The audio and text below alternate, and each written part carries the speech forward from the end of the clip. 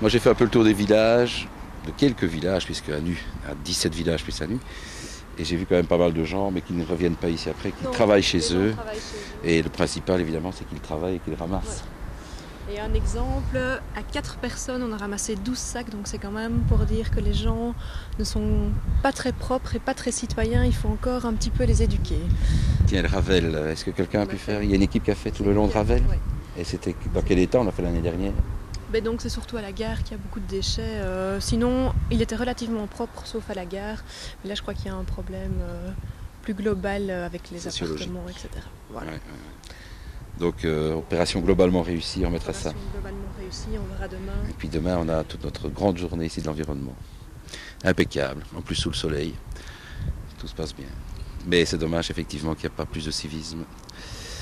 Sans quoi on ne devrait pas faire tout ça, mais quelque part c'est du civisme aussi que d'inciter les gens à le faire. Mais on devrait être encore beaucoup plus à pouvoir le faire. Tout le monde parle de développement durable, avoir le film, mais quand il s'agit de mettre en application, c'est parfois un petit peu plus difficile.